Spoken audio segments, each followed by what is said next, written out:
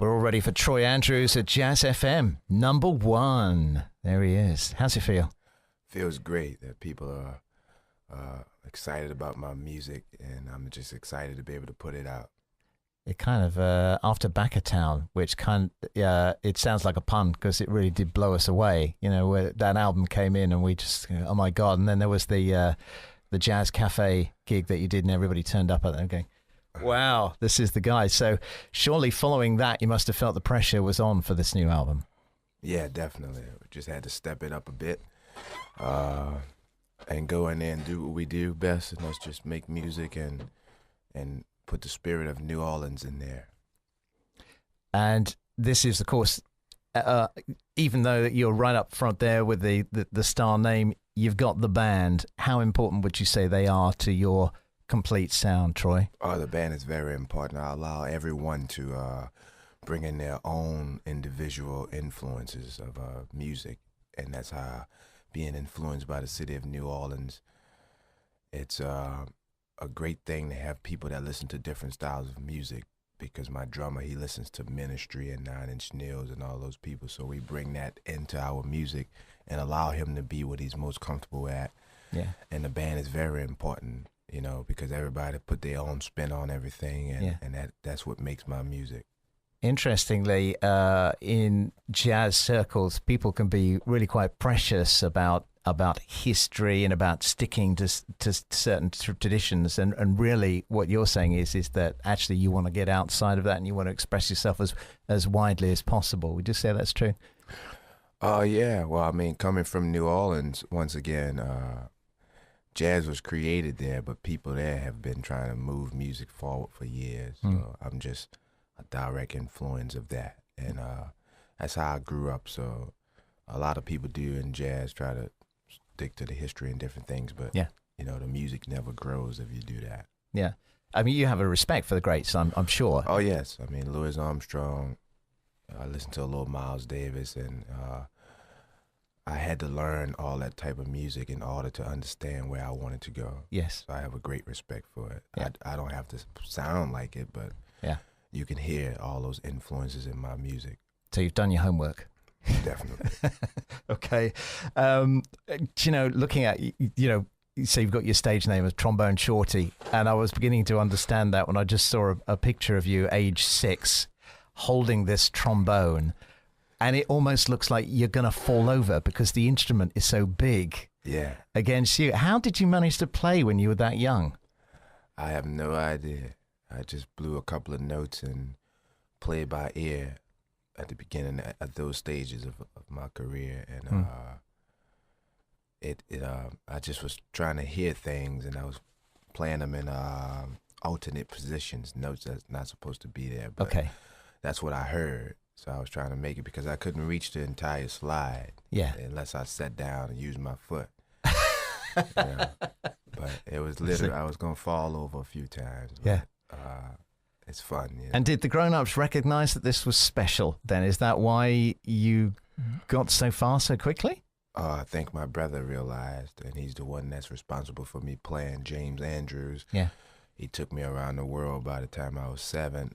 I was touring with his band, and every summer I'll be in Europe in different places touring and play some gigs in town with him. He's the one that pushed me to continue to play. Now, I mean, all siblings have rivalry, don't they? I mean, that's part of growing up. I mean, you should see my two at the minute. You know, they're everything is a competition. So has that been the way for you? So obviously you've been very supportive as James, but you know, do you kind of try and beat each other for chart positions or? No, he's 42, so I'm 25. He's more like a father figure. Okay. Yeah, he's more of pushing me forward to go out there in the world and do what I'm doing. So it's never been a battle unless we're on stage trading some horn solos together. Okay. Other than that, he's been very supportive. There's no battle, and I don't think he still looks at me as a little brother. What about the nickname? Do people? Obviously your name's Troy, but do people call you Trombone ever? Every day. Yeah. They just say, "Oh, hey, Tromb." Yeah, my uncle called me that. Yeah.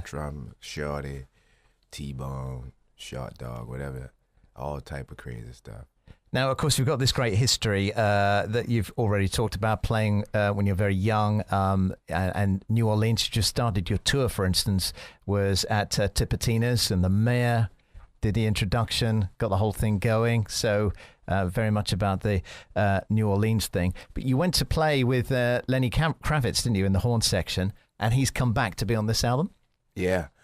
Len is a great mentor of mine. We talk. I just talked to him the other day. We talk all the time. I'm on his record, about 5 songs on his album. Yeah.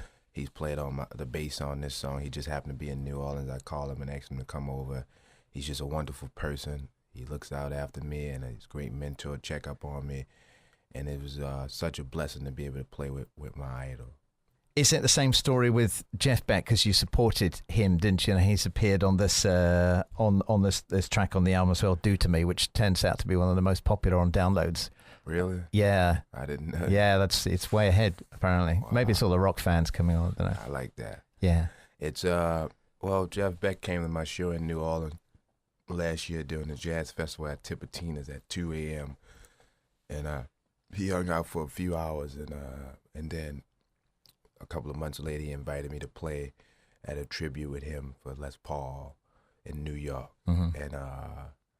And then a couple of months after that, we toured over in the UK with him to support his tour. And he came to New Orleans and played the Jazz Fest again. He invited me again, and I invited him to play on my album.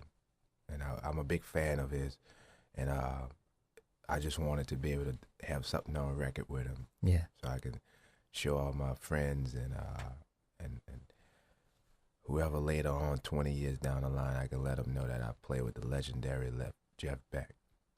Going back to home, to New Orleans, I think we're getting a bit of a flavour of it now with the TV show Treme, which many people are watching in the UK now.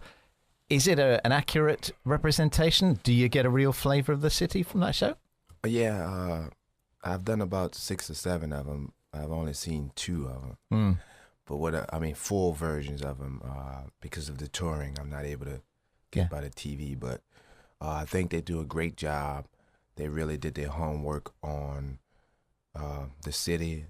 The writers and producers actually hang out with us for years, just enjoying the music. Yeah. And then they got the idea of wanting to capture some of that on TV, make it a show about what we do in New Orleans. But it's one of the most authentic shows that I've seen about the city. And some of it, of course, they have to change it a bit for TV, but most of it is semi-based off of real events, some of it. So I think they did a great job. Do you think it's helped people to understand New Orleans more? I don't know. When I look at it, I wonder if other people understand what we're talking about. Because being in New Orleans is like a country inside of a country. We have our own food, music, different lingos and languages that we use, sayings that nobody else understands. And sometimes I don't know if they understand what we're doing, but I think overall the music may translate to everybody else more than anything else in the show. But I think it's definitely helped put a spotlight on New Orleans in a certain way. I know what the answer is going to be to this anyway, but you've talked passionately about New Orleans and how it's in your heart. Can you imagine ever calling somewhere else home? No, not at all. Right now, home for me is on tour. Planes, trains, tour buses, taxis, everything. But New Orleans is home. I might later on have a house somewhere else, maybe just for a change of pace. But other than that, I have to be a part of the city. It's very important to me, and I just want to be one of the people that have an impact musically for the next generation to continue this thing. Now, you've already told me that you wanted to get a recording with Jeff Beck, so you've got kind of a legend there. Have you got anyone else on the list that you haven't played with yet that you want to do? Yeah, Stevie Wonder, Prince, B.B. King. I like Lil Wayne, Jay-Z, everybody. 9 Inch Nails. I'm just all over the place. I'm big fans of all those people, and I like to play with people that I've been listening to for years and just collaborate musically and learn some things from them. So you're only 25. You should be able to get through some of that list. Yeah, I think, yeah. I should, if I keep going, Okay. I should be able to get through it. You enjoying England? You like it? Yes, it's beautiful. It feels, last few days felt like home. The other night at the Jazz Cafe, when I walked on stage, I thought I was walking on stage to Patina's in New Orleans. It just felt so comfortable, the reaction, the reception. It's wonderful. And how about Liverpool? How was that? Because obviously a lot of musical history there. Oh, yeah. I mean, home of the Beatles. A lot of people, they know great music in Liverpool. They're very supportive of music. And it was just a blessing to be able to be there. And we played at Eric's legendary place. It's the vibe there was awesome, Got to get back soon. I hope you do come back soon. We will. Trombone Shorty, thank you very much. Thank you.